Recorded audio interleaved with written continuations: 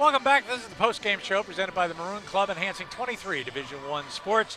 Join the Maroon Club today, and we're hoping to get a player of the game out there. Brought to you by Coca-Cola. Experience the Coke side of life. John, let's take a look at some of the highlights. They're going to be mostly highlights for Columbia. They played a good game tonight. They really did, Gary. Is primarily defensively. Ryan Zambi got Lafayette off to a start that, was a little promising. We know that Lafayette likes to shoot the three.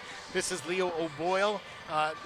Lafayette's got to get him going. I'll tell you what, Nolan for Columbia had a couple of those moves. He gives them such an advantage off the bench. Lafayette started to show some life when they got the ball inside, but too little, too late. Columbia did such a good job of defending the low post and the perimeter at the same time. That's not an easy thing to do. Again, just really good defense. C.J. Fulton steps back, a bright spot. He's always a bright spot for the Leopards. He steps behind that screen, knocks it down, and boy, Avery, you got to get on his. McLean, you got to get on his left hand. Look at the pass by Nolan to Tavrov. Columbia started doing some really nice things the more they felt Lafayette's pressure.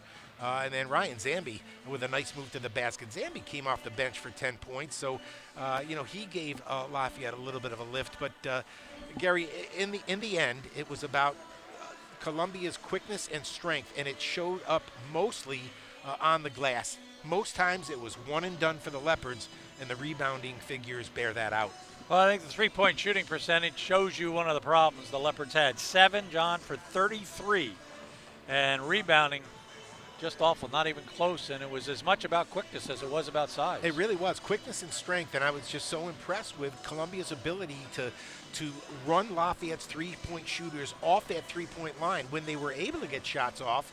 And again, if we don't have the benefit of breaking down game film, but I'm sure that Mike Jordan's going to see the same thing that we saw live, and that was Blue Shirts running at our three-point shooters with length and quickness, and it really threw our game off. Individually for Columbia, 13 points for Blair Thomas, 11 points for Avery Brown. Avery Brown was certainly a thorn in the side of the Leopards all night long, as he also had a number of assists in the ball game. Avery Brown is a really nice freshman ball player.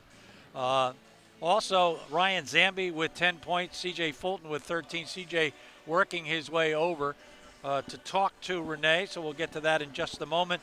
But again, it's all about shooting, all about rebounding. Lafayette out-rebounded by 21 tonight. Columbia goes to 5-9. Lafayette goes to 1-11. C.J. Fulton will chat now with Renee Washington. C.J., with not quite a typical night for him, 13 points, as he was 3 for 6 from beyond the arc. He did have 3 assists and 5 steals. Here's Renee with C.J. Tough loss for you guys here today. You returned back home. What did you take away from this as some positives to learn from?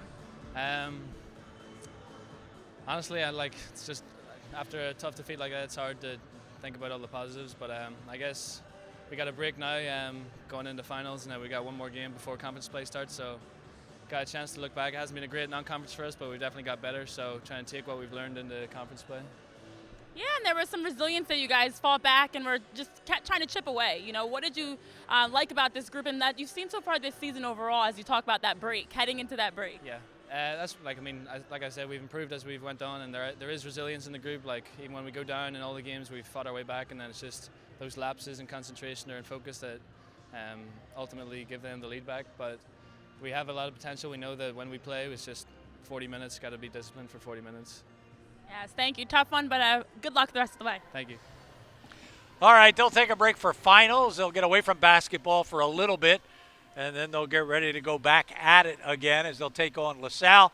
We'll be back with them on the 30th of December when they take on American University in the Patriot League. John, they have to regroup mentally. They have to regroup in terms of physically.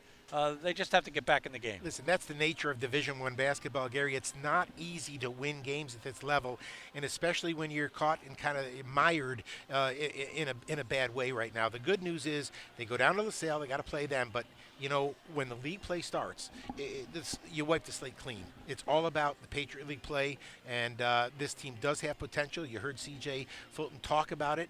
They missed Josh Rivera tonight, the talented freshman. They don't have John Brantley, who's one of the better shooters on the team. So they're playing a little shorthanded.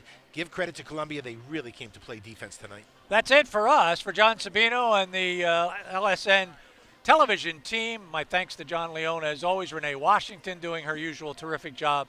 To all of you for spending some time with us. We'll see you a week from Wednesday when the ladies take on St. Francis of Brooklyn. So join us for that one. Remember, that's a 1 o'clock start. For all of us, I'm Gary Laubach. Good night, everybody.